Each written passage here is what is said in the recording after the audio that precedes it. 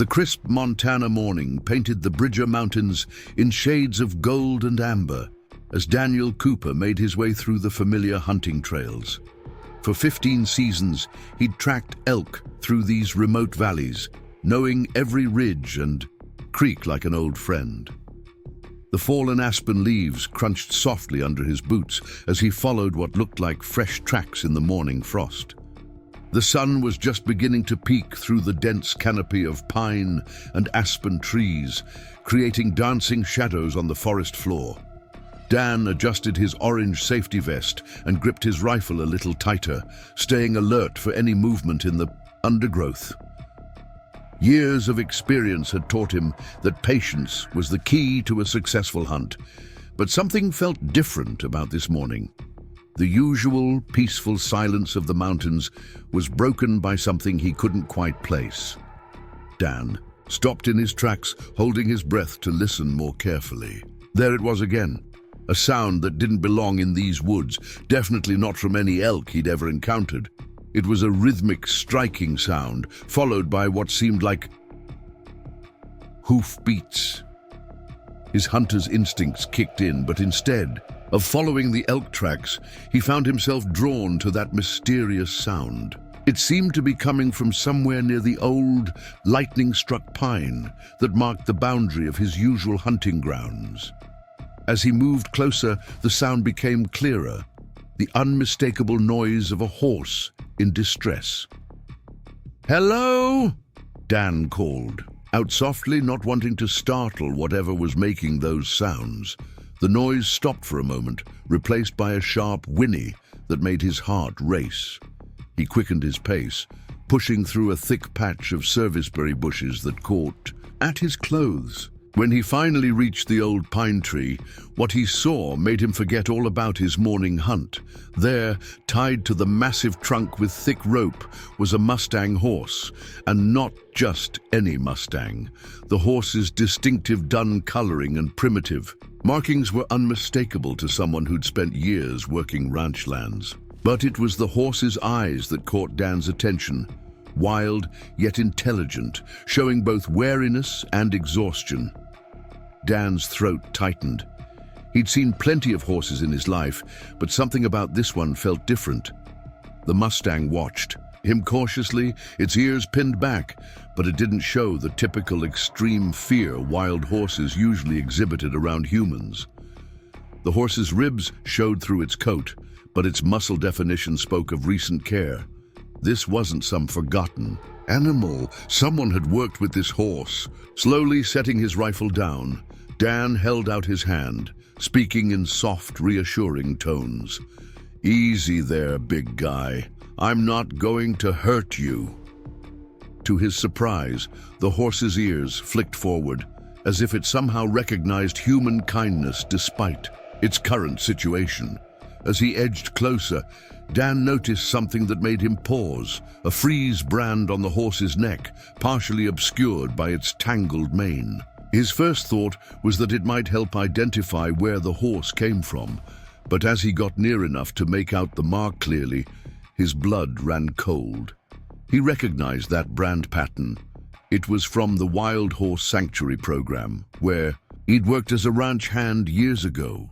The horse allowed him to approach close enough to examine the brand, and Dan's hands trembled slightly as he read the numbers. This wasn't just any Mustang.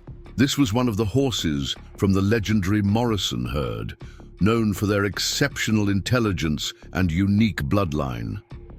The brand number matched a group that had been part of a special training program, one that Dan had personally been involved with before everything changed. "Who would do this to you?" he whispered, his mind racing with questions. The rope around the tree was tied with a specific knot, a variation of a bowline he'd learned during his years working with wild horses. This wasn't some random act of abandonment. Someone with horse handling experience had left this Mustang here.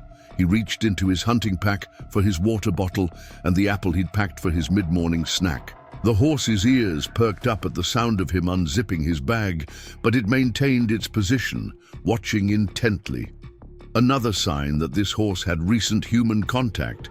It knew about packs, and the possibility of food.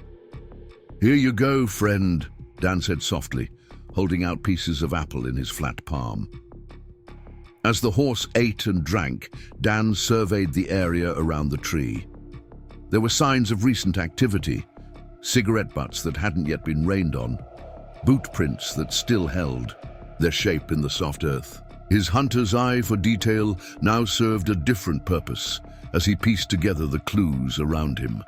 The morning mist had begun to lift and the forest was warming up, but Dan had completely forgotten about his planned hunt.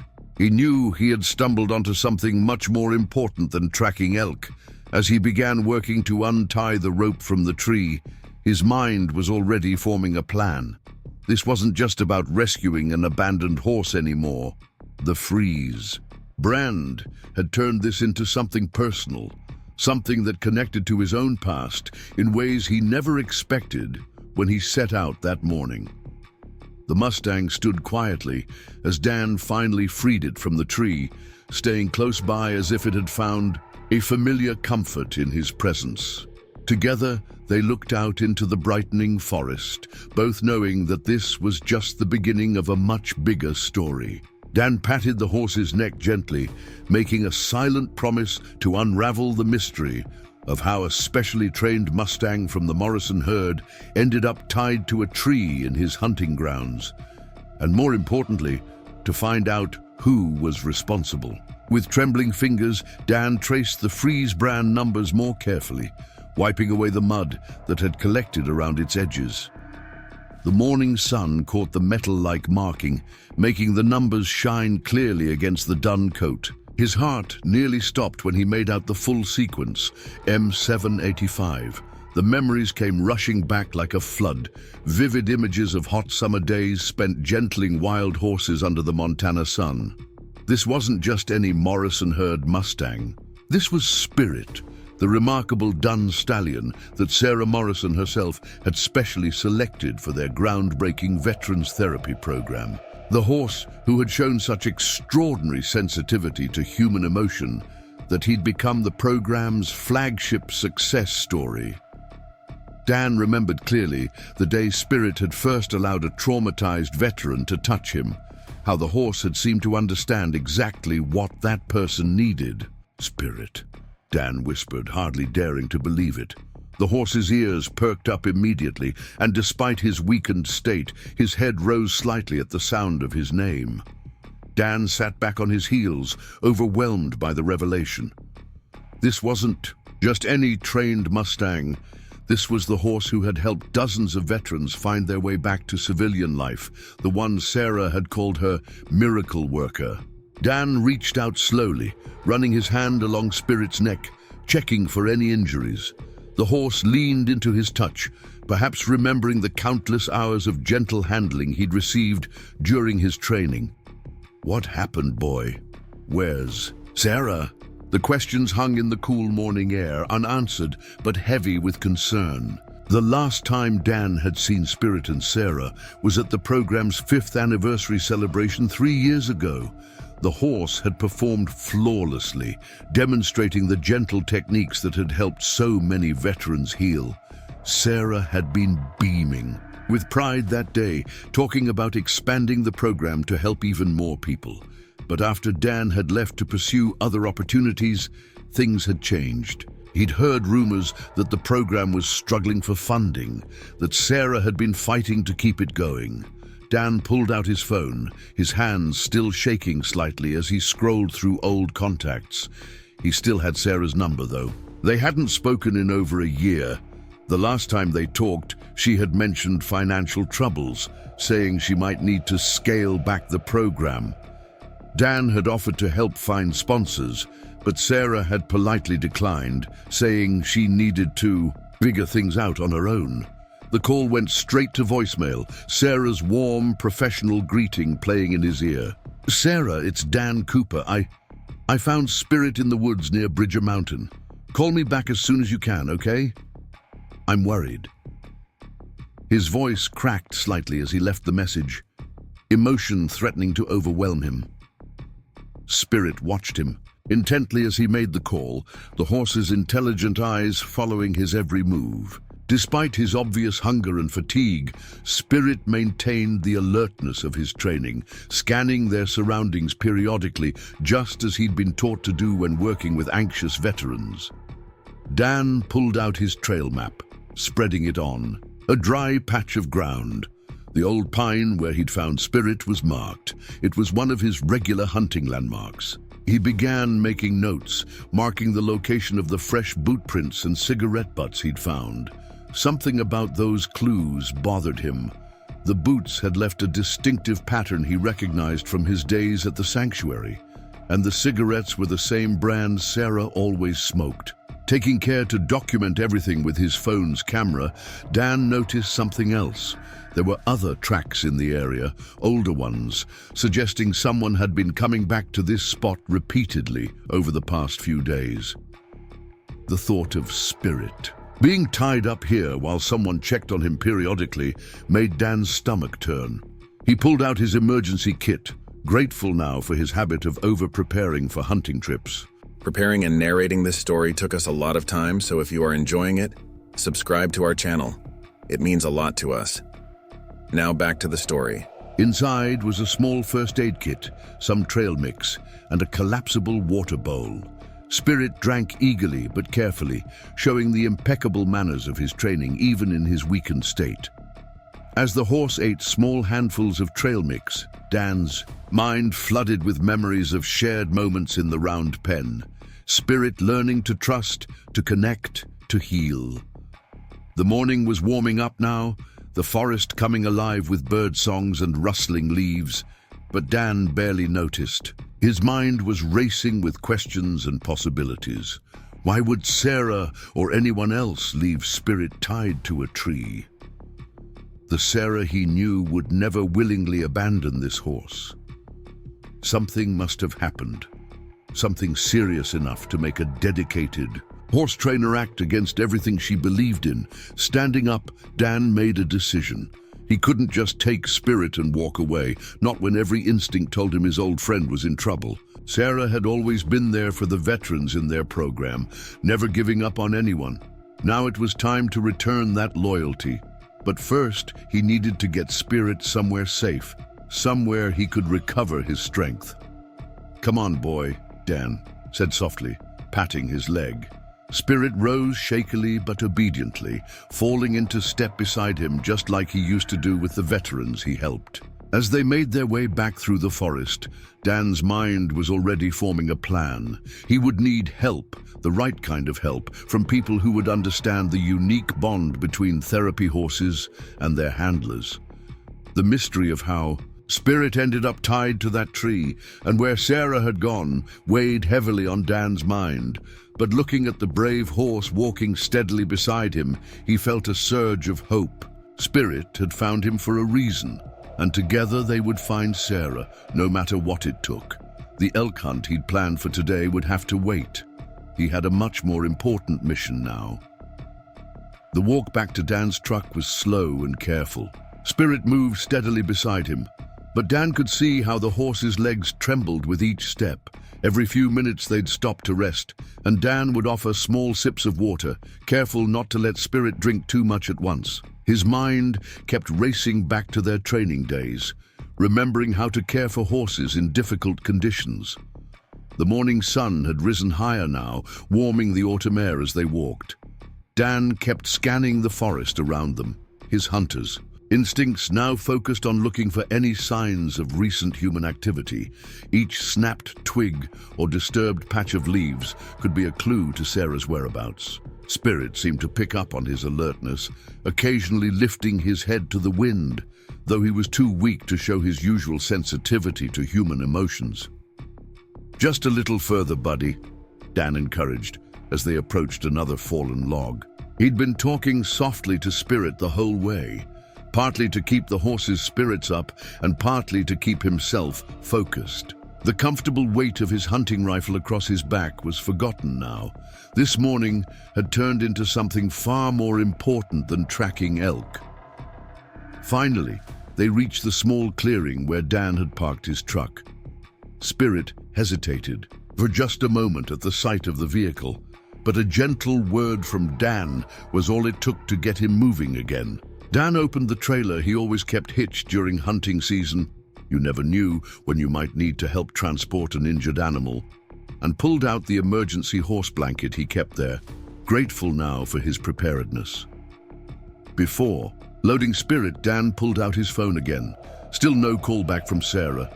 He scrolled through his contacts until he found the number for Dr. Martinez, the local veterinarian who had helped rehabilitate other rescue horses he'd found over the years. The phone rang twice before her friendly voice answered. "Rachel, it's Dan Cooper. Listen, I've got an emergency case here. Found a Mustang tied up in the woods. He's dehydrated and undernourished but stable. But Rachel, it's Spirit from Sarah Morrison's program. Any chance you could see him right away?" Dan's voice stayed steady, but his fingers drummed nervously on the steering wheel as he waited for her response. Dan could hear the mix of shock and concern in Rachel's voice when she recognized the horse's name. She had worked with the therapy program occasionally, providing veterinary care for their horses. She told him to bring Spirit in immediately. She would clear her morning schedule. The drive to the veterinary clinic took 20 minutes, during which Dan divided his attention between the road ahead and checking on Spirit in the trailer through his rearview mirror. The horse remained alert but calm, occasionally meeting Dan's eyes in the mirror. There was something haunting about those intelligent eyes, as if Spirit was trying to tell him something important about Sarah.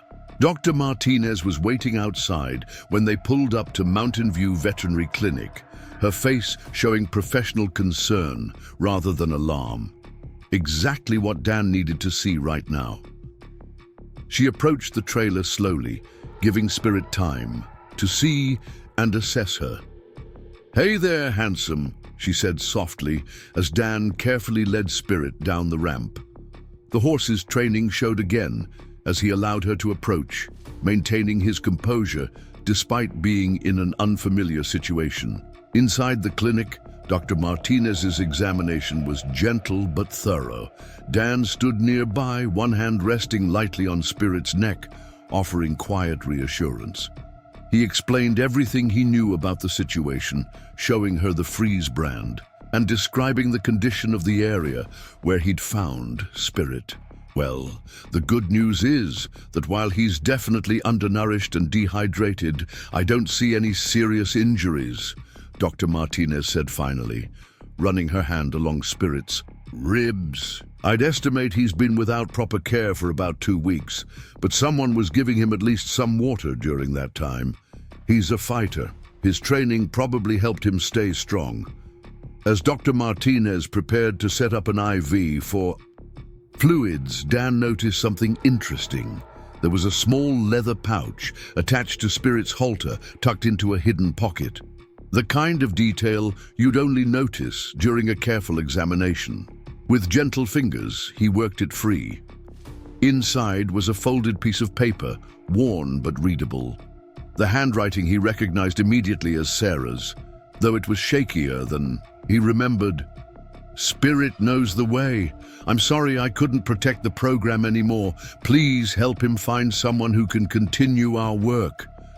Dan's throat tightened as he read the words. The note confirmed his worst fears. Sarah was in trouble, deeper trouble than any of them had realized.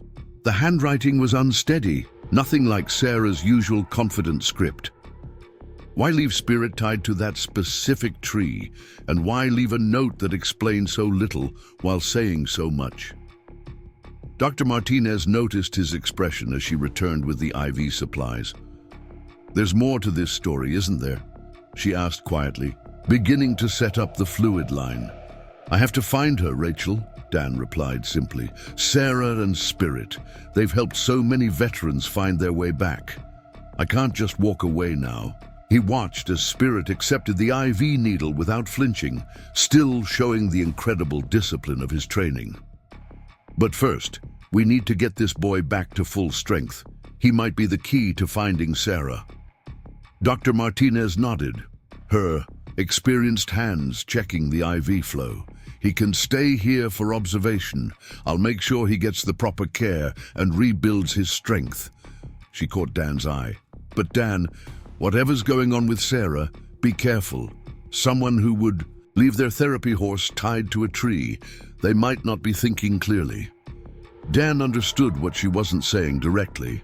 He'd seen enough people struggle with losing their life's work to know that sometimes the deepest wounds weren't physical. As he sat down beside Spirit, gently stroking the horse's neck while the fluids did their work, he began to piece together a plan. He'd need help, the right kind of help, to find Sarah and understand what had led to this moment. While Spirit rested at Dr. Martinez's clinic, Dan sat in his truck in the parking lot making calls. His first call was to Sheriff Jack Thompson, who'd been involved with the therapy program in its early days, often referring veterans who needed help. "I know Sarah," Jack said after Dan explained the situation. "She bought old Peterson's ranch up by Cedar Creek about 2 years ago. Been pretty quiet lately, keeps to herself mostly. My deputies have done some welfare checks after the neighbors reported strange noises, but she never answers the door." Dan's concern deepened. "Any idea when someone last saw her?" "Nancy over at the diner mentioned her coming in about 3 weeks ago. Said she seemed different, bought a lot of horse feed but couldn't keep still, kept looking over her shoulder." Jack paused, and Dan could hear paper rustling. "Listen, I've got her ranch address here, but Dan, if you're heading up there, I want to send one of my deputies with you." "Thanks, but maybe that's not the best idea," Dan said carefully. "If Sarah's struggling, seeing a uniform might make things worse. Let me try first. She knows me from the program days." The sheriff was quiet for a moment. "All right, but you call me the second you find anything. And Dan, be careful. Sometimes the people we care about most are the ones we understand least." While waiting for Spirit's treatment to finish, Dan drove to Nancy's country diner. He needed to think, and Nancy's coffee had helped him solve many problems over the years. The bell above the door chimed as he walked in, and the familiar smell of coffee and fresh-baked pie wrapped around him like a warm blanket. "You look like you've seen a ghost," Nancy said, already pouring his usual black coffee. She'd been serving the local community for 30 years, and she had a way of knowing when something was wrong. Dan wrapped his hands around the warm mug and told her everything, finding Spirit, recognizing the brand, the worried calls from neighbors. Nancy listened without interrupting, occasionally topping off his coffee. "You know," she said finally, "my late husband went through something similar when we lost the family farm. Wouldn't talk about it, started staying up all night. The only thing that seemed to help was working with the horses." She wiped her hands on her apron thinking, "Sarah's been coming in sometimes, real early when nobody else is around. Always sits in the corner booth, back to the wall. Orders the same thing, toast and eggs, but mostly just pushes it around her plate." Dan pulled out his phone and showed her the note he'd found in Spirit's halter. Nancy adjusted her reading glasses, frowning slightly. "Last time I saw her was maybe 2 weeks ago. She was writing in a notebook, kept apologizing to someone who wasn't there. Broke my heart to see her like that." The diner's door chimed again. As a couple of regulars walked in, Nancy gave Dan's shoulder a gentle pat before heading off to serve them. Dan sat there piecing together everything he'd learned. Sarah had been struggling, that much was clear. But why leave Spirit tied to that specific tree? And why leave a note that raised more questions than it answered? Finishing his coffee, Dan decided his next stop would be Sarah's ranch. He needed to see where she'd been living, look for any clues about where she might have gone. But first, he wanted to check on Spirit again. Back at the vet clinic, he found Dr. Martinez reviewing some test results. "His blood work shows mild anemia and dehydration, but nothing we can't fix," she reported. "He's responding well to the fluids. What's amazing is his temperament. Despite everything he's been through, he's still so gentle and trusting. Spirit was resting in one of the larger stalls when Dan arrived, his head lifting immediately at the familiar footsteps. Dr. Martinez had groomed him, and without the mud and tangles, Dan could see more of the proud therapy horse he remembered. The dun coat, though dull from poor nutrition, still showed the distinctive primitive markings that made him such a striking representative of his wild heritage. "Hey, buddy," Dan said softly, approaching the stall. Spirit nickered softly, pressing his muzzle through the bars to touch Dan's hand. "We're going to find her, okay? We're going to figure out what happened." Dr. Martinez watched them for a moment. "You know, horses like Spirit, they're special. They can sense things we can't, understand things we miss.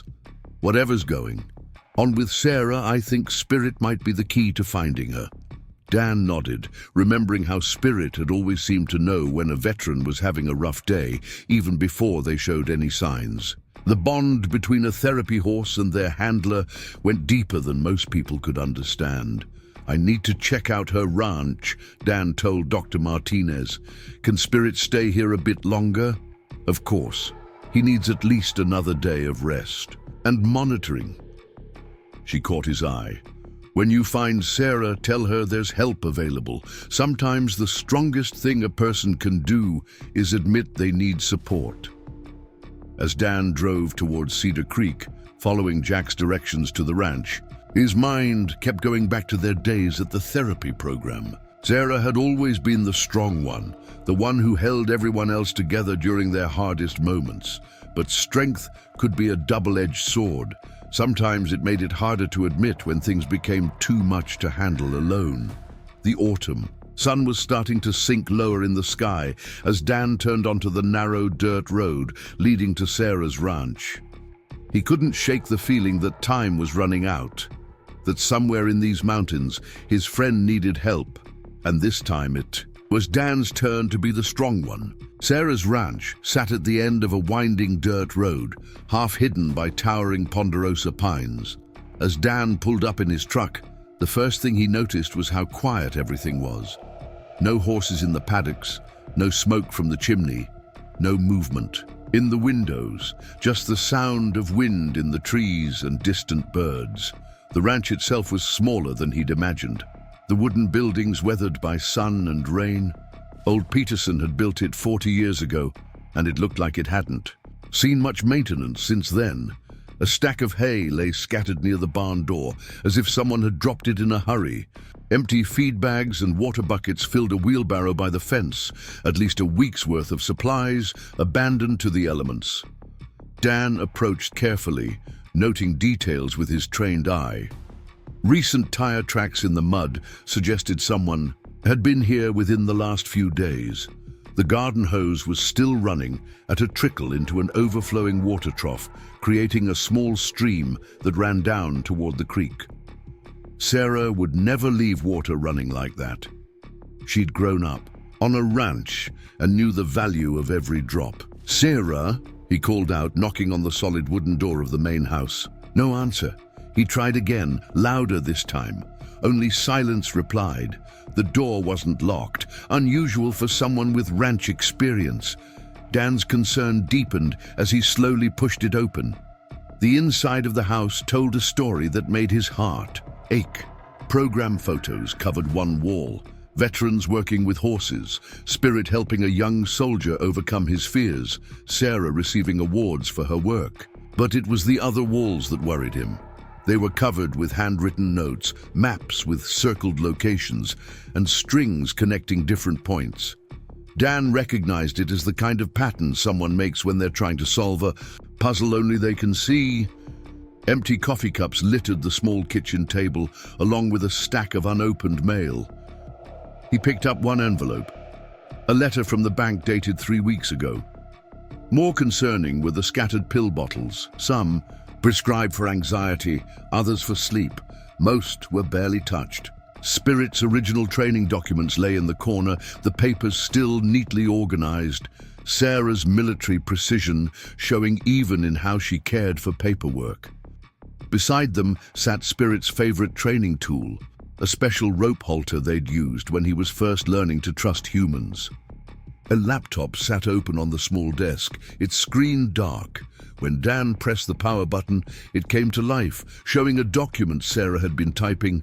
Can't sleep again. The bills keep piling up.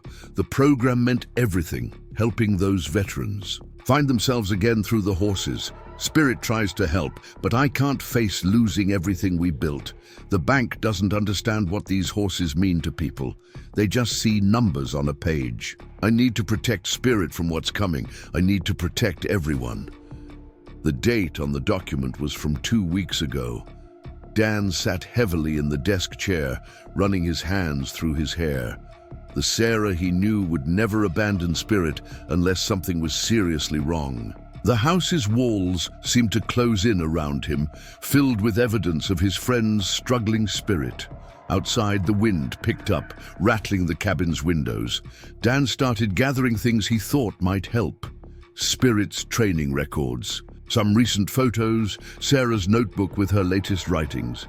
As he moved through the small space, he noticed something odd about the maps on the walls. They all centered around one area, the old Morrison Ranch, where the therapy program had first started.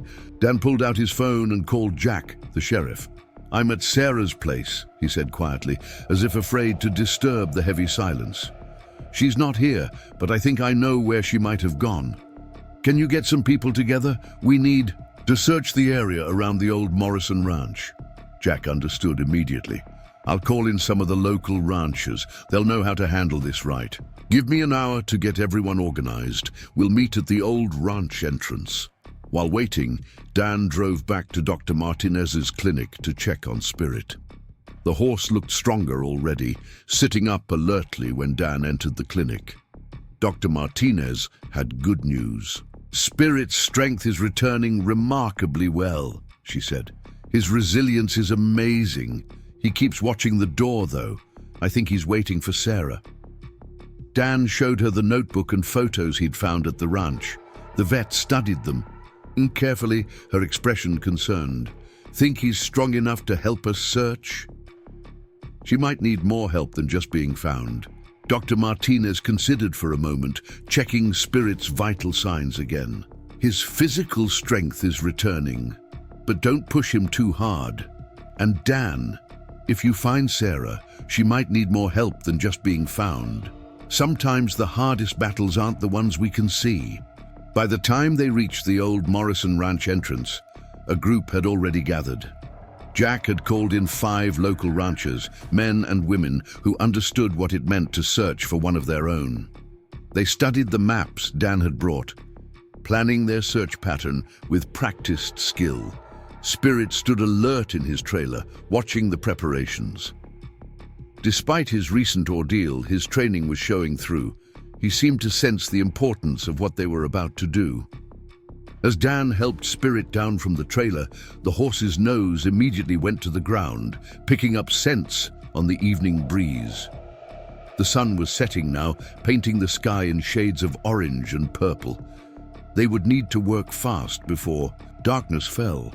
The search team spread out across the rolling ranch land, their flashlight beams cutting through the growing shadows. Spirit led the way, his nose to the ground, with Dan holding his lead rope. Despite his recent weakness, the horse moved with purpose, as if he knew exactly what they were looking for. The old Morrison Ranch spread out before them, its once proud. Buildings now standing silent and empty. This was where it had all started, where Sarah had first dreamed up the idea of using gentle Mustangs to help veterans heal. The therapy round pen still stood, its rails weathered but strong, a testament to the countless lives that had been changed within its circle. Spirit suddenly stopped, his ears perking forward. He let out a soft nicker, pulling gently but firmly in a new direction. "Hold up!" Dan called quietly to the others. "I think he's got something." They followed Spirit off the main ranch road, pushing through tall grass that whispered in the evening breeze. The horse's pace quickened, and Dan had to work to keep up. Then they saw it, an old line shack half hidden among the cottonwood trees. It wasn't much more than a wooden shelter with a small porch, but something about it caught Spirit's attention. "Sarah?" Dan called out softly, not wanting to startle anyone. "It's Dan. We've been looking for you. Spirit's here too." At first, there was only silence. Then a weak voice responded from inside the shack. "Dan, is Spirit really with you?" Dan's heart jumped. "Yeah, he's right here. We found him this morning. Can we come up?" There was a long pause. "I don't know what's real anymore, Dan. Everything I built. It's all falling apart. I thought I was protecting him, but I couldn't. Spirit pulled forward gently, his ears focused on Sarah's voice. Dan handed the lead, roped to Jack, and slowly climbed the rickety steps to the porch. The small space was littered with empty water bottles and granola bar wrappers. Sarah sat in the corner, her back against the wall, looking much older than Dan remembered. Her clothes were dirty and torn, and her eyes had the haunted look of someone who hadn't slept in days. "Hey, buddy," Dan said gently, keeping his movements slow and predictable. "You've had us worried." Sarah's eyes darted around, not quite focusing on Dan. "I kept seeing the bills piling up, watching everything we built slipping away. Spirit would try to calm me down, but it got worse. I couldn't tell what was real and what wasn't. I thought if I got him away from me, someone better would find him." Tears welled up in her eyes. "The bank doesn't understand. They just see property, assets. They don't see the veterans who found themselves again in that round pen. They don't see Spirit helping a soldier touch a horse for the first time since coming home. They don't see any of it." Spirit whinnied softly from below, and Sarah's head snapped up at the sound. Can I see him?" Dan helped Sarah to her feet. Her small frame was unsteady, weak from days of minimal food and sleep. Together, they made their way down the wooden steps, the other search team members staying back to give them space. When Spirit saw Sarah, his whole body tensed with recognition, but he maintained his training, waiting for permission to approach. Sarah fell to her knees, and only then did Spirit step forward, covering her face with gentle nuzzles as she buried her face in his mane. "I'm sorry, boy," she whispered over and over. "I'm so sorry." Jack stepped forward, his voice gentle but firm. "Sarah, we've got a medical team waiting at the main ranch house. They're good people, folks who understand ranch life. Would you let them help?" Sarah looked up at the circle of faces around her, fellow ranchers who had come out in the darkness to find her, then at Spirit, still pressed against her side, and finally at Dan, who had never given up on finding her. "Yeah," she said quietly. "Yeah, I think I'm ready for some help." The walk back to the main ranch house was slow, with Sarah leaning on Dan for support. Spirit stayed close, occasionally pressing against Sarah's leg when she stumbled. The other team members formed a protective circle around them, their flashlights lighting the way through the growing darkness. As they walked, Sarah spoke softly about the mounting debts, the struggle to keep the program running, the fear of losing everything. She'd built. "I didn't know where else to go," she admitted. "This place, it's where it all started, where Spirit first showed us what he could do for those veterans." Dan listened, remembering his own struggles after leaving the program. "You know what makes a real horse trainer?" he asked as they neared the ranch house. "Learning to accept help when the load gets too heavy. You taught me that, remember?" The lights of the ranch house came into view through the trees. Medical personnel waited quietly, recognizing that this was a delicate moment. Sarah stopped, looking at the lights, then down at Spirit, then at the friends who had come to find her. "I don't want to be alone anymore," she said, her voice barely a whisper. "You never were," Dan replied, feeling Spirit's muzzle brush against his arm, "and you never will be." 8 months had passed since that night at the Morrison Ranch. The spring sun warmed the newly painted fences of Sarah's ranch as Dan walked along the familiar path to the round pen, but this time he wasn't looking for missing horses. Spirit. trotted beside him, his coat now glossy and healthy, his step confident and strong. Behind them, Sarah followed, looking like a different person from the woman they'd found in that line shack. The past months hadn't been easy. After that night, Sarah had spent 2 months at a treatment center that specialized in trauma and burnout. The doctors there understood what she was going through. Many of them had worked with ranchers and program directors who carried the weight of others' healing on their shoulders. They helped her understand that asking for help wasn't a sign of weakness, but a sign of wisdom. Spirit had been a crucial part of her recovery. Dr. Martinez had cared for him during the first month, helping him regain his strength. Then, as Sarah's treatment progressed, Spirit started visiting her at the center.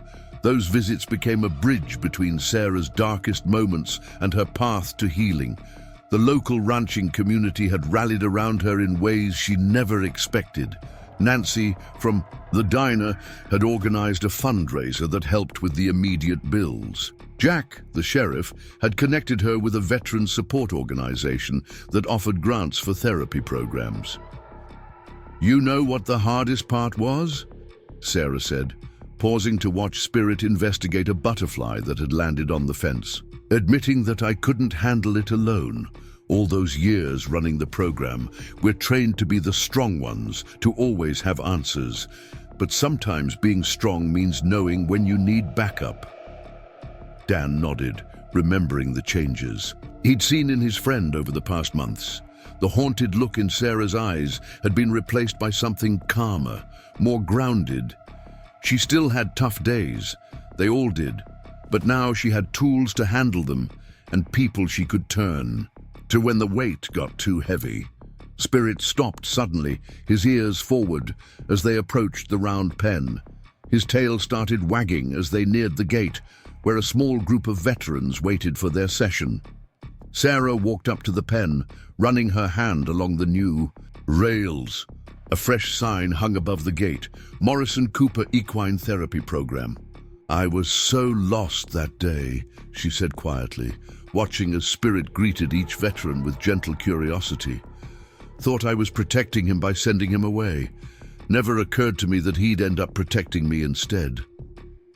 The old Morrison Ranch was gone now, sold to pay off the debts, but its spirit lived on here at Sarah's smaller ranch. The therapy program had been reborn, stronger for having weathered the storm. Dan and Sarah had joined forces, combining his practical ranch experience with her therapeutic expertise. Spirit had become more than just their flagship therapy horse. He was a living reminder of the healing power of connection, of the strength found in vulnerability, of the importance of never giving up on those who matter. The scars from his time tied to that tree had faded, but the lessons learned from that experience had transformed their program. "Betty at the diner asks about you all the time," Dan said, smiling as Spirit demonstrated his gentle approach to a nervous veteran. "Says you're ordering more than just toast these days." Sarah laughed, a sound that had once been rare but was becoming more common. "Well, her apple pie is pretty hard to resist. Besides, it's nice having a place where everybody knows your story and nobody judges you for it." They watched as Spirit worked his magic with the group, each veteran finding their own pace, their own connection. The horse moved between them with the same sensitivity that had made him so special from the start. But now his gift for healing had touched even more lives than they'd originally dreamed possible.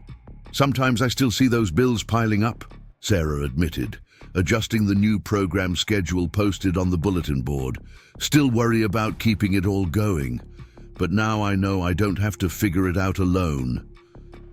Dan watched as Spirit demonstrated his perfectly timed responses to human emotion, helping a veteran overcome their fear of such a large animal. The horse had become a bridge between their past and present, helping them navigate the space between who they had been and who they were becoming. "You remember what you told that group at the VA last week?" Dan asked, watching Spirit connect with the young veteran who hadn't spoken since arriving at the ranch. Sarah nodded, her eyes softening at the memory.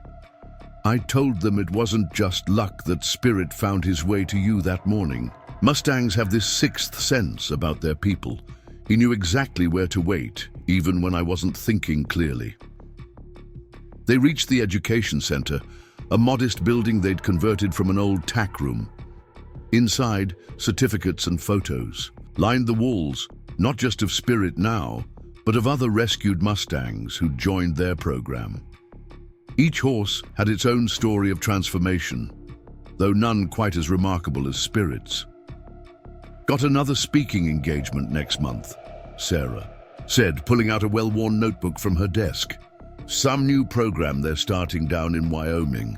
They want to hear our story, how we integrated rescue horses with veteran therapy. Dan smiled, remembering how nervous Sarah had been about her first time speaking to other program directors. Now she was becoming known across the region for her talks about equine therapy and the special bond between rescued horses and veterans working through trauma. A soft knock at the door interrupted their conversation. Lisa, their new volunteer coordinator, stood in the doorway. Sorry to interrupt, but there's someone here you both need to meet. They followed Lisa to the main paddock, where a man stood watching Spirit work with the morning therapy group. Something about his posture caught Dan's attention. The military bearing was unmistakable, even in civilian clothes. This is Colonel James Richardson, Lisa said. He's from the Bureau of Land Management's Wild Horse Program. The colonel turned to face them, his expression serious but not unkind. Ms. Morrison, Mr. Cooper, your program has caught our attention. We've been following your work with Spirit and the other rescued Mustangs. Sarah and Dan exchanged glances. The BLM's wild horse roundups had always been a contentious issue in the therapy horse community. There's a situation developing that we think you might be uniquely qualified to help with, Colonel Richardson continued. We've got a herd of Mustangs up in the Pryor Mountains. They're in an area that's going to be affected by a new mining operation. We need to relocate them, but these aren't just any wild horses. He pulled out his tablet, showing them photos of a striking group of dun-colored horses. They're related to Spirit's original herd. Same bloodline, same remarkable intelligence. We've seen how successful your program has been in rehabilitating troubled horses and pairing them with veterans. We'd like to propose a partnership. Sarah's hands trembled slightly as she looked at the photos. These horses bore the same distinctive markings as Spirit, the primitive dorsal stripe, the zebra-striped legs that marked them as descendants of ancient bloodlines. What kind of partnership? Dan asked, his voice careful and measured. We need someone who understands both the horses and the human element. These Mustangs need more than just a new location. They need a purpose. Your program has proven that the right horse, paired with the right person, can create healing for both. The colonel handed them a folder. We're prepared to offer you a grant to expand your facilities. In return, you'd help us develop a model for integrating more wild horses into therapy programs across the country. Spirit would be the prototype, proof that even the wildest heart can find its calling in healing others. Sarah walked to the paddock fence, watching Spirit guide a veteran through a trust exercise. The horse moved with the grace and wisdom that had made him legendary in therapy circles. These new horses, they'd need time, patience. We'd have to expand slowly, carefully. That's exactly why we came to you, Colonel Richardson said. Your approach with Spirit, the way you develop trust over time, it's exactly what these horses need. And frankly, it's what our program needs. Too many people see wild horses as a problem to be solved. You see them as partners in healing. Dan joined Sarah at the fence. They'd talked about expanding the program, but had been hesitant after everything that happened. Yet here was an opportunity not just to grow, but to help shape the future of wild horse conservation and therapy programs nationwide. There's more, the colonel added. We've been studying the bloodlines. We have reason to believe some of these. Horses are Spirit's direct relatives, possibly even his siblings from before he was captured. Sarah's breath caught. Spirit had been found alone during a roundup, separated from his family band. The thought of reuniting him with his blood relatives while creating new opportunities for healing seemed almost too perfect. We'd need to bring in more staff, Dan said, already thinking practically. More facilities, proper training protocols. The grant would cover initial expansion, Colonel Richardson assured them, and we'd provide ongoing support. But we need an answer soon. The mining company starts preliminary work in 3 months. Spirit had finished his session and was walking. Toward them, his ears pricked forward with interest at the new visitor. He stopped at the fence, gently nudging Sarah's shoulder in his characteristic way of offering support when he sensed tension. Would we have full autonomy in developing the program? Sarah asked, absently stroking Spirit's nose. These horses would need time to transition, just like our veterans do. We can't rush the process. That's exactly why we chose you, the colonel replied. Your success rate speaks for itself. We want you to teach us, show us how to make this work on a larger scale. Dan watched as Spirit investigated the colonel's outstretched hand with typical thoughtful curiosity. The horse's journey from wild Mustang to healing partner had been remarkable, but what if it was just the beginning? What if Spirit's true purpose wasn't just to help individual veterans, but to show the way for other wild horses to do the same? We'll need to discuss it, Sarah said finally. This isn't just about us anymore. We have responsibilities to our current program participants, both human and equine. Colonel Richardson nodded, understanding. Take the weekend to think it over, review the proposal, but remember, these horses need an answer soon. As the colonel drove away, Sarah and Dan sat on the paddock fence, watching Spirit graze peacefully with their other therapy horses. The afternoon sun caught his dun coat, highlighting the primitive markings that spoke of his wild heritage. "What do you think, boy?" Sarah asked softly. "Ready to help some of your family find their way too?" Spirit lifted his head, ears forward, looking toward the distant mountains where his relatives still ran free. Sometimes the biggest dreams start with the smallest moments, like a hunter finding a horse tied to a tree on a crisp autumn morning. The weight of the decision settled around them, not heavy like the burden Sarah had carried alone all those months ago, but full of possibility, like the moment Spirit first chose to trust a human touch. Whatever they decided, they would decide together, human and horse, partners in a journey that had only just begun. The weekend passed in a blur of activity at the ranch. Dan and Sarah spent hours poring over the colonel's proposal, discussing possibilities and concerns. The grant money was substantial, enough to build new facilities, hire additional staff, and create a proper rehabilitation program for wild horses. But it wasn't just about the money.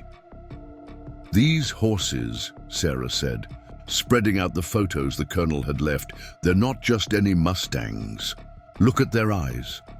The images showed proud horses with the same intelligent gaze that had first marked Spirit as special. One mare in particular caught their attention, a young dun with identical markings to Spirit, right down to the distinctive white snip on her nose. Lisa joined them in the office, bringing fresh coffee and her practical perspective as their volunteer coordinator. "If we do this, we'll need to restructure our entire program. The wild horses will need their own space, their own training protocols." Dan nodded, pulling out the property maps they'd been studying. "There's that back pasture, the one with the natural spring. We could build the new facilities there, far enough from the current therapy areas to give the wild ones space to adjust, but close enough to manage effectively." Spirit watched them through the office window, as if sensing the weight of the decisions being made. He'd been unusually attentive all weekend, staying close to the buildings rather than roaming the pastures with the other horses. "What about our current participants?" Sarah asked, concern evident in her voice. "We can't let this disrupt their progress." "Maybe it wouldn't have to," Lisa suggested. "What if we looked at it as an opportunity? Some of our veterans might benefit from being part of the gentling process. They understand what it means to need time and space to adjust to a new life." The idea sparked something in Sarah's eyes, the same light that had been there when she first started the therapy program. "A parallel journey," she said softly. "The wild horses learning to trust, the veterans helping them while working through their own transitions." The ranch phone rang, interrupting their discussion. "Was Colonel Richardson just checking in," he said when Sarah put him on speaker. "Any thoughts on the proposal?" "We're interested," Sarah replied carefully, "but we have questions. These horses, you mentioned they're related to Spirit's herd. How sure are you about that?" "We've been tracking this particular band for years," the colonel explained. "DNA testing confirms they're part of the same bloodline. That young mare in the photos? We're almost certain she's Spirit's sister from the same band he was separated from during the roundup." Dan watched as Spirit lifted his head, ears pricked toward the phone as if he understood. "What's your timeline looking like?" he asked. "The mining company starts preliminary surveys in 3 months. We need to begin relocating the herd within 6 weeks. I know it's asking a lot, but these horses are special. They deserve more than just being split up and sent to random holding facilities." After the call ended, they sat in thoughtful silence. The sun was setting, painting the ranch in soft golden light. Through the window, they could see one of their veteran participants working quietly with a rescued quarter horse, the kind of peaceful scene that reminded them why they'd started this work. "You know," Dan said finally, "when I found Spirit that morning, I thought I was just rescuing one horse. Never imagined it would lead to all this." Sarah smiled, watching Spirit graze near the office. Maybe that's what he was trying to tell us all along. Sometimes one horse can open the door for many others. They worked late into the night, drafting plans and making lists.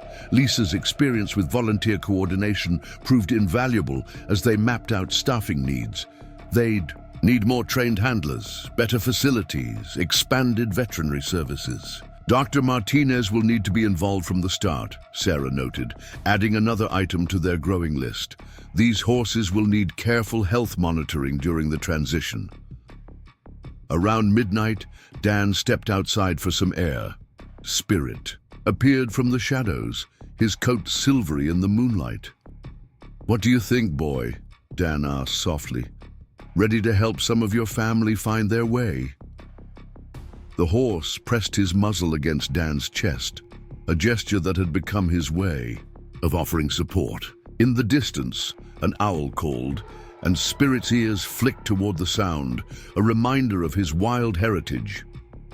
The next morning, they called a staff meeting. Their small team gathered in the education center. Lisa, their 2 part-time trainers, Dr. Martinez, who had driven out specially, and 3 of their most experienced volunteers. "Before we make this decision," Sarah began, "we need to hear from all of you. This would change everything about how we operate." Dr. Martinez spoke first. "From a veterinary perspective, it's ambitious. Wild horses need specialized care during their transition to domestic life. But," she added, looking at Spirit through the window, "we've learned so much from working with him. We're better prepared now than we were when he first came to us." The trainers exchanged glances. "It would mean developing new protocols," Mike, the more experienced of the 2, said. "These aren't just any wild horses. If they're anything like Spirit, they'll need a very specific approach." "What about our current therapy program?" one of the volunteers asked. "Our veterans count on the stability here." Sarah nodded. "That's our primary concern. We won't do anything that compromises the work we're already doing." But we're thinking there might be a way to integrate the two. Let some of our more experienced participants be part of the gentling process. The discussion continued through the morning, each person bringing their perspective and concerns to the table. By lunch, they had filled several whiteboards with notes, ideas, and questions. "There's one more thing to consider," Dan said as they wrapped up. "These horses, they're Spirit's family. Not just metaphorically, but actually his blood relatives. We're not just talking about expanding our program. We're talking about reuniting a family that was separated years ago." The room fell quiet as that sank in. They all knew Spirit's story, how he'd been found alone during a roundup, separated from his band. The thought of bringing his family members to the ranch added another layer of meaning to the whole project. Lisa stood up and walked to the window. Spirit was in the round pen, working with a veteran in their morning session. "Look at that," she said softly. Everyone gathered to watch as Spirit demonstrated the gentle patience that had made him legendary in therapy circles. "I think we have our answer," Sarah said.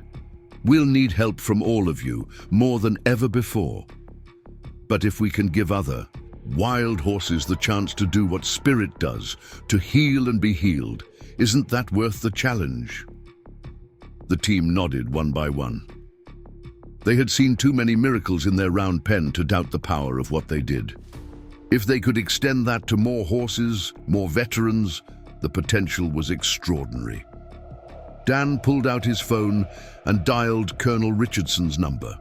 When he answered, Dan's voice was firm and clear. "We're in," he said, "but we'll need to do this our way, on our timeline. These horses deserve nothing less." "Wouldn't expect anything else," the colonel replied, relief evident in his voice. "I'll have the paperwork sent over today. And Dan, thank you, all of you. These horses are getting more than just a new home. They're getting a new purpose." As they ended the call, Sarah walked out to the round pen. Spirit had finished his session and came to greet her at the gate. "Ready for a new adventure, boy?" she asked, scratching his favorite spot behind his ears. The horse's gentle nicker seemed like answer enough. The sun was high now, warming the spring air. In the distance, the mountains stood silent and strong, still home to Spirit's wild relatives. Soon, those mountains would give up some of their treasures, and the ranch would begin its next chapter. But for now, in this moment, there was just the quiet understanding between a horse and his people, and the endless possibilities that lay ahead. The next 3 weeks passed in a whirlwind of activity. Construction crews began work on the new facilities, the sound of hammers and saws mixing with the usual peaceful rhythms of ranch life. The back pasture was transformed with new fencing, designed specifically for wild horses, strong enough to be secure but built to minimize stress on newly captured animals. Dan stood with the construction foreman, reviewing the plans for the gentling pens.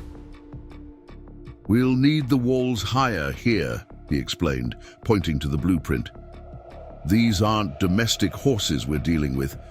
They need to feel secure while they're adjusting." Sarah spent her days coordinating with Colonel Richardson, learning everything she could about the herd they would be receiving. The young dun mare they'd spotted in the photos had been named Aurora by the BLM observers for her habit of being the first one up at dawn. She was indeed Spirit's full sister, born to the same band 2 years after him. "The whole family group is remarkably cohesive," the colonel explained during one of their planning calls. "They've managed to stay together even through several roundup attempts. It's unusual, but then again, everything about this bloodline is unusual." Spirit seemed to sense the changes coming. He spent more time near the construction site, watching the new corrals take shape with keen interest. His behavior with the therapy participants became even more intuitive, if that was possible, as if he was eager to demonstrate exactly how a wild horse could transform into a healing partner. Dr. Martinez visited regularly, helping them set up a proper quarantine and medical treatment area. Wild horses often come in with issues we don't see in domestic horses, she explained as they stocked the new medical shed. Their injuries heal differently. Their stress responses are more intense. We need to be prepared for anything. Morning. Lisa rushed into the office, excitement clear on her face. You need to see this, she said, holding out her tablet. She'd been monitoring the BLM's trail cameras, keeping track of the herd's movements. The screen showed a remarkable scene. Aurora leading the band through a mountain meadow, her movements eerily similar to Spirit's distinctive way of monitoring his surroundings. The resemblance is incredible, Sarah breathed, studying the footage. Look at how she checks on the others, just like Spirit does with our veterans. The preparations weren't just physical. Their therapy participants had been informed about the changes coming to the ranch, and their responses had surprised everyone. Many of them, particularly the veterans who'd been working with Spirit the longest, wanted to be involved in the gentling process. I get it, James, a former Marine who'd been with them for 6 months, said during a group session. When I first came home, everything felt too close, too intense. These horses, they're going to need someone who understands that feeling. The team spent long hours developing new protocols, blending their experience with Spirit with everything they could. Learn about wild horse behavior. Mike, their senior trainer, had connected with other programs that worked with Mustangs, gathering insights and advice. Each horse will need its own approach, he explained during a staff training session. Just like our veterans, they'll each have their own timeline for trust. We can't rush this. As the weeks passed, the ranch transformed. The new facilities took shape, carefully designed to create a gradual transition from wild to domestic life. They built special observation areas where veterans could safely watch the horses during their adjustment period, understanding that sometimes just being in the presence of these powerful animals could be therapeutic. Sarah found herself spending more time in the office, dealing with paperwork and planning.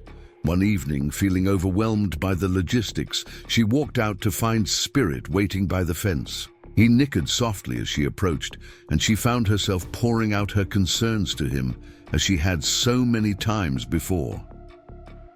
What if we're trying to do too much? She asked, scratching his favorite spot. What if these wild ones aren't ready for what we're asking of them? Spirit's steady presence calmed her, as it always did. He'd made this journey himself, from wild mountain stallion to gentle therapy horse. If he could do it, maybe his family could too. Dan joined her at the fence, holding out a cup of coffee. Just got off the phone with the colonel, he said. They've started the preliminary roundup planning. 2 weeks from now, we'll have our first group. Sarah took the coffee, grateful for its warmth in the cool evening air. Aurora's band? Yes, they want to keep the family group together as much as possible. The colonel thinks it will help with their adjustment if they have each other. They stood in comfortable silence, watching Spirit graze nearby. The setting sun painted the new facilities in golden light, making everything look more promising, more possible. Remember that morning you found him? Sarah asked, nodding toward Spirit, tied to that tree, looking lost and afraid. Dan nodded, the memory still vivid despite the months that had passed. Never imagined it would lead to all this. Maybe that's what second chances are really about, Sarah mused. Not just surviving what happens to us, but using it to help others find their way too. The next morning brought new challenges. The veterans' schedule needed to be adjusted to accommodate the arrival of the wild horses. Some participants were concerned about the changes, while others were eager to be part of this new chapter. We're thinking of creating a mentorship program, Lisa explained during the morning meeting, pairing our more experienced veterans with those who are just starting, just like we'll be pairing Spirit with the new horses. The idea took hold immediately. James volunteered to be one of the first mentors, his own journey with Spirit, giving him unique insight into what both the new veterans and new horses might need.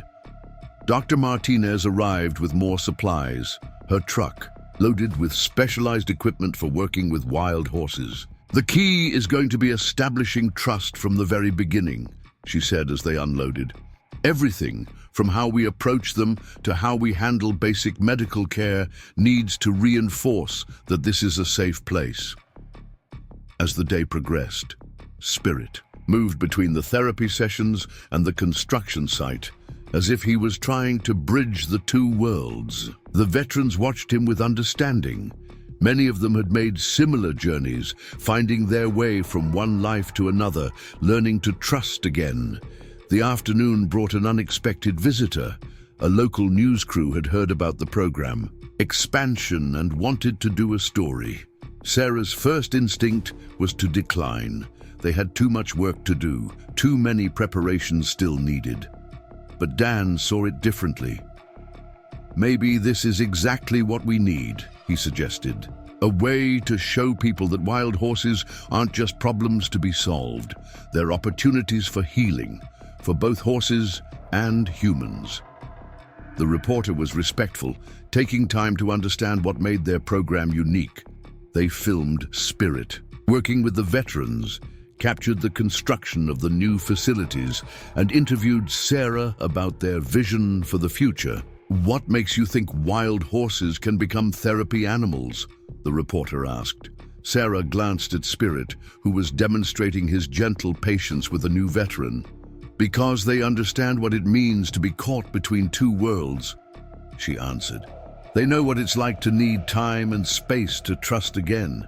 In many ways, they're the perfect partners for people who are going through their own transitions."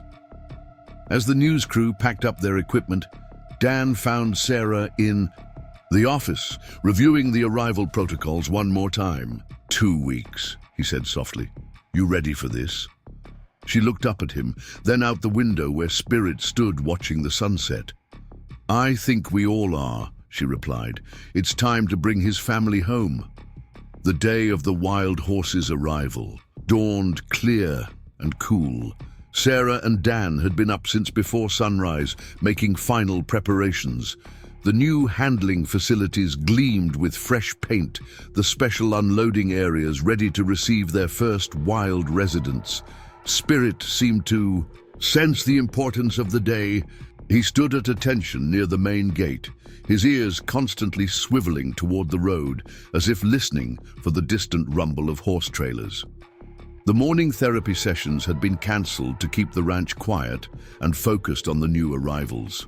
"BLM convoy just past the county line," Lisa announced, hanging up her phone. "They'll be here in about an hour. Colonel Richardson says everything's gone smoothly so far." Sarah walked the perimeter of the new enclosures one last time, checking gates and latches. Each step had been carefully planned. The horses would be released into a large holding pen first, giving them space to decompress after their journey. Gradually, they would be moved into smaller areas for health checks and initial gentling work. Dr. Martinez arrived, her truck loaded with supplies. "I brought extra sedatives just in case," she said, though they all hoped they wouldn't be needed. Wild horses can be unpredictable after transport. The sound of engines in the distance made everyone freeze. Spirit's head shot up, nostrils flaring. 3 BLM trailers appeared on the horizon, followed by several support vehicles. Colonel Richardson's familiar truck led the convoy. "Remember," Dan called out to the small group of staff gathered nearby, "absolute silence when they arrive. These horses need time to assess their new surroundings." The trailers backed expertly into position, their precious cargo shifting restlessly inside. Sarah could hear soft nickering and the occasional thud of hooves against metal walls. Colonel Richardson approached, his face showing both relief and concern. "The mare, Aurora, she's been watching out for the others the whole trip," he reported. "Just like you said Spirit used to do. We'll unload her band first." The back doors of the first trailer opened with a metallic groan. For a moment, Nothing happened. Then, like a river of living bronze, the wild horses poured out into the holding pen. 7 horses in total, moving as one unit, their dun coats catching the morning light. Aurora was easy to spot.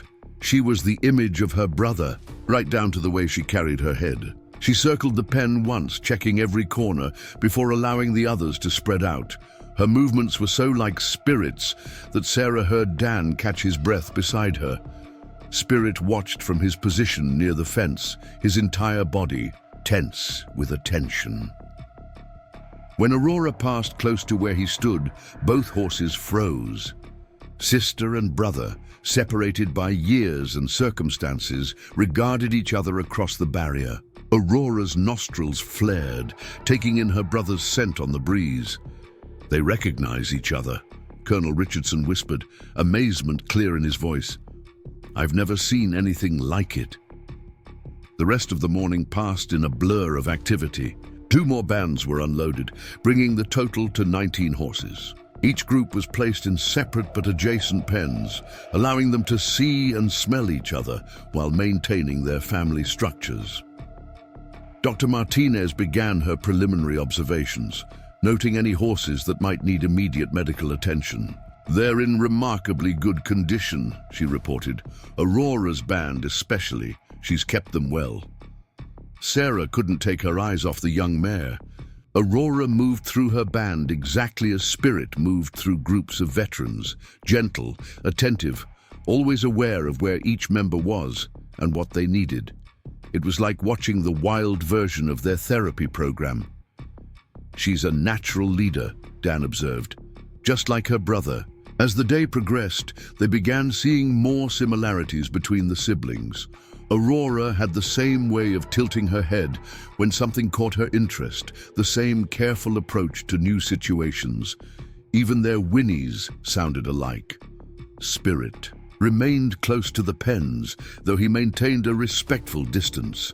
His presence seemed to have a calming effect on the new arrivals, particularly Aurora's band. Several times, the wild horses would start to panic at some new sound or movement, only to settle when they saw Spirit's calm reaction. We need to document everything, Sarah said, pulling out her notebook.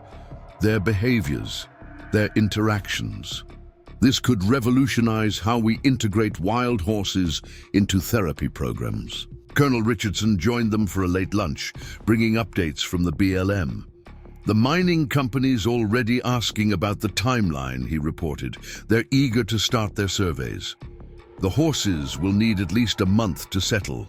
Dan replied firmly, we won't rush this process. As evening approached, the ranch settled into a new rhythm.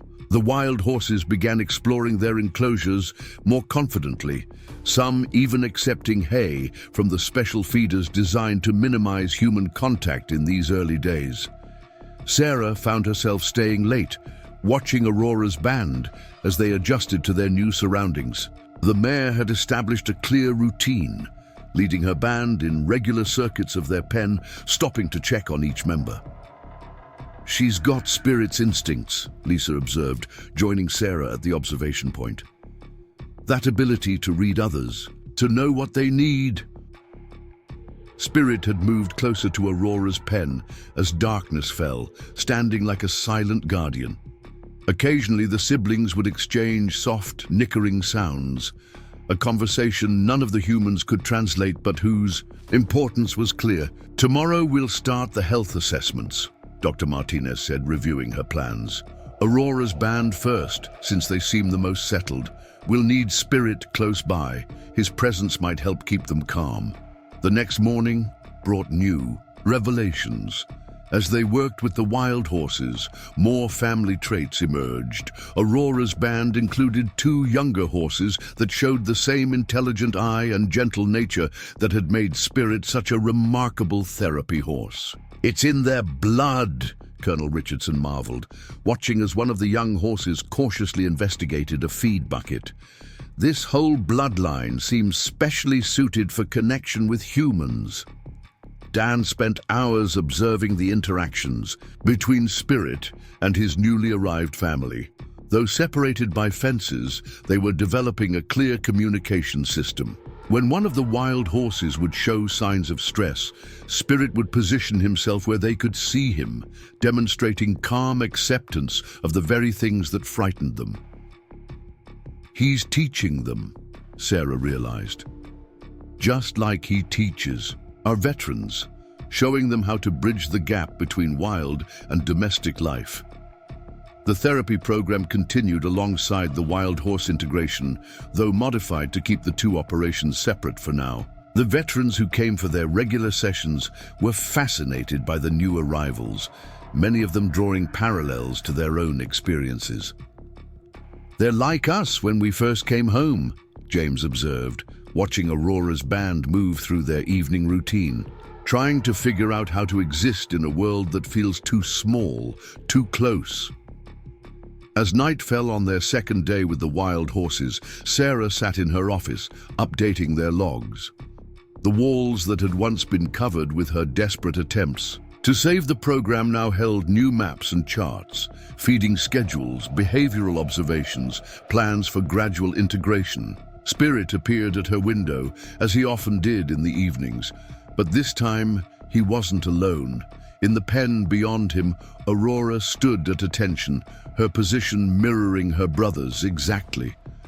The siblings stayed that way for a long time, standing guard over their separate but increasingly connected worlds. Dan found Sarah there, smiling at the scene. "You know," he said softly, "when I found Spirit that morning, I thought I was just saving one horse."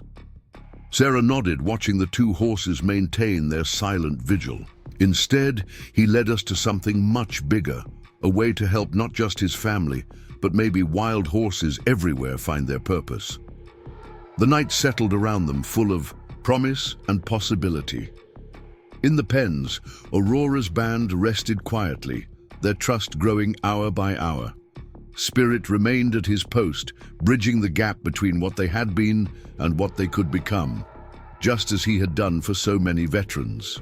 Over the years, 1 year had passed since the wild horses first arrived at the Morrison Cooper Ranch. The crisp autumn air carried hints of approaching winter as Sarah walked the familiar path to the integration paddock. The ranch had transformed in ways she could never have imagined that desperate morning when she tied Spirit to a tree. Aurora grazed peacefully alongside her brother, their dun coats glowing in the morning sun. The mare had made remarkable progress, moving from wild survivor to confident therapy horse, with the same natural grace that characterized her bloodline. Like Spirit, she seemed to have an innate understanding of human emotion, an ability to connect with troubled souls. "Remember when we thought this was impossible?" Dan asked, joining Sarah at the fence. They watched as James, their veteran-turned-trainer, led a group of newcomers, both horses and humans, through their morning session. The program had evolved into something unique in the therapy world. Wild horses and veterans helping each other transition to new lives. The original 19 horses had become the foundation for a revolutionary approach to equine therapy. Aurora's band, in particular, had shown extraordinary aptitude for the work. Their journey from wild to domestic life paralleled the veterans' own struggles with transition, creating deep bonds of understanding between horse and human. "Colonel Richardson is here," Lisa called from the office porch. "Says he has something important to discuss." They found the colonel in the education center, surrounded by maps and photographs. His face bore the expression of someone carrying both good news and bad. "The mining companies found a new site," he announced without preamble. "They're abandoning the Prior Mountain project." Sarah felt her heart leap. "The herds. Safe for now, but that's not why I'm here." He spread out a series of photographs showing more wild horses, their dun coats unmistakable in the mountain light. "We've identified more of Spirit and Aurora's extended family. 3 bands, all showing the same exceptional characteristics. The BLM wants to expand your program." Dan leaned forward, studying the images. How many horses? 27, including foals, all related to your original group, but there's more. The colonel pulled out a document bearing official seals. The Department of Interior has taken notice of your success here. They want to establish similar programs across the country, using your model as a template. Sarah sank into a chair, overwhelmed by the implications. What had started as a desperate attempt to save one horse and one therapy program had grown into something that could change the lives of wild horses and veterans nationwide. Through the window, they could see Spirit leading a veteran through a trust exercise, his movements deliberate and gentle.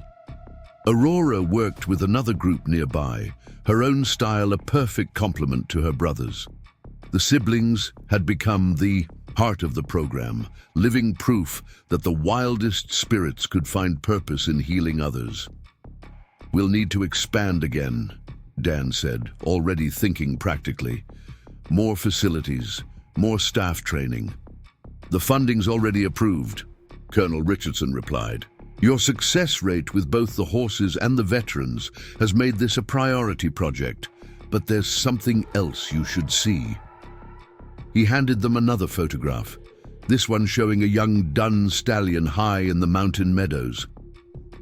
"This is Spirit's son from before he was captured. He's leading his own band now, showing the same leadership qualities as his father. We think he could be the key to establishing a permanent breeding program for therapy horses." Sarah walked to the window, watching the morning activities unfold.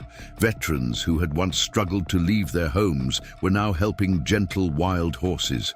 Horses that had once run free in the mountains were now choosing to connect with humans, to be part of something larger than themselves. "A year ago," she said softly, "I thought I was losing everything. The program was failing, the bills were overwhelming. I made what I thought was the hardest decision of my life, leaving Spirit, tied to that tree. And I was just hunting elk," Dan added with a smile. "Funny how life works out. Dr. Martinez arrived for her regular rounds, her truck now emblazoned with the new program logo, a silhouette of Spirit and Aurora, heads raised proudly, bridging the gap between wild and domestic, past and future. She had become an essential part of their expanded team, developing new protocols for working with wild horses in therapy settings. "The new horses will need careful introduction," she cautioned when they shared the news. "We've learned so much from Spirit and Aurora's group, but each new horse brings its own challenges." James joined them, his confidence a far cry from the withdrawn veteran who had first arrived at the ranch. "The wild ones teach us as much as we teach them," he said. "Every time we help a new horse adjust, we heal a little more ourselves." The day progressed with its usual rhythm of therapy, sessions, training work, and care routines. But there was a new energy in the air, a sense of expanding possibilities. Veterans who had graduated from the program often returned to help with the new arrivals, creating a continuous circle of healing and growth. As evening approached, Sarah found herself back at the integration paddock. Spirit and Aurora stood side by side, their forms silhouetted against the setting sun. The siblings had developed an extraordinary working relationship, each complementing the other's strengths in the therapy program. "You know what I tell people now?" she asked as Dan joined her. "I tell them that sometimes the greatest gifts come from our darkest moments. That morning when I left Spirit tied to that tree, I thought I was giving up. Instead, I was setting in motion something bigger than I could have imagined." Dan nodded, watching as the last therapy group of the day wrapped up their session. "And when I found him, I thought I was just helping one horse. Never dreamed it would lead to all this." The sound of hoofbeats drew their attention. A new group of veterans was arriving for the evening program, a special session for those who worked during the day. Among them was a young woman who reminded Sarah of herself in harder times, looking both hopeful and afraid.